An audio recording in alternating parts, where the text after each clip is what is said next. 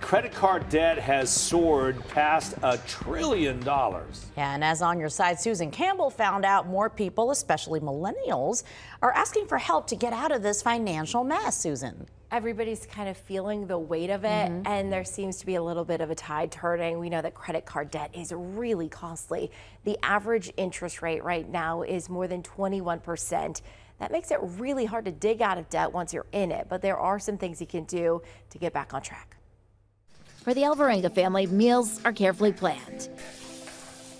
They have to be to make sure groceries for 5 kids fit into the budget. And it was literally paycheck to paycheck for a long time. Kevin and Brianna had piled up about $20,000 on credit cards. He lost a job and we ended up having to put a few months worth on a credit card of like all of our base bills. Every time we progress, something came up and then it became our downfall. Car trouble, medical bills. Their story is familiar.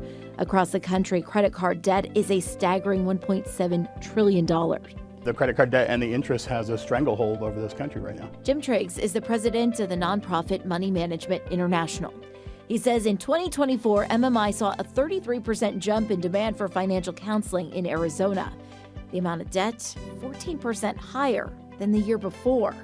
And millennials are the ones asking for help the most. Pre-pandemic, millennials actually did a really good job managing their debt. They really weren't in credit card debt like their parents were before them. They just kind of shunned credit cards. But then once the pandemic happened and inflation became what it was and costs went through the roof, they started getting in credit card debt again. To get out of it, you have to start by totaling up your debt. Understand the interest rates you're paying, then come up with a plan to pay more than minimum payments. A lot of consumers feel guilt and even shame when dealing with debt, but our counselors are trained to overcome those issues, the stigma of financial challenges. It's really hard because talking about money, like our generation, our parents didn't really, it's like, oh no, that's not something you have to worry about until it is. Kevin and Brianna's bank connected them with MMI, which negotiated a payoff plan with reduced interest rates. To make it happen, both are picking up extra jobs and overtime when they can. And there aren't many fun extras. It really hurts when we're not able to supplement our kids, like when they want to go out and we're like, sorry, we can't. But they know it'll be worth it. They're on track to pay off their debt in the next couple years. It's hard for them to think about what it'll actually feel like, but they know this. I'm not gonna get any more credit cards. If you are also trying to tackle debt, one way to do it is called the snowball method. List out all of your debts, smallest to largest. Focus on the smallest one first while keeping up with minimum payments on everything else.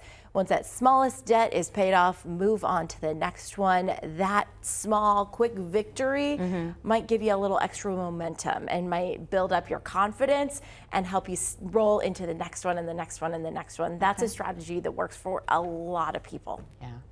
It is hard to raise a family. Yeah, we were all talking about when we first started in this career, you make zero money, and I had a $1,000 credit card balance. I just could not get it paid off because I just didn't make enough money. Yeah, I was making like $4.50 an hour. We've all been there. As a big-time news anchor. That's why those strategies are so important. The budget, I think it does surprise a lot of people once they finally set the budget and they go, oh, this is what is coming in. I can work with this. I can figure this out. We just have to be a little more strategic about everything that's going on. And disciplined. Got to be disciplined. Thank you so much, Susan.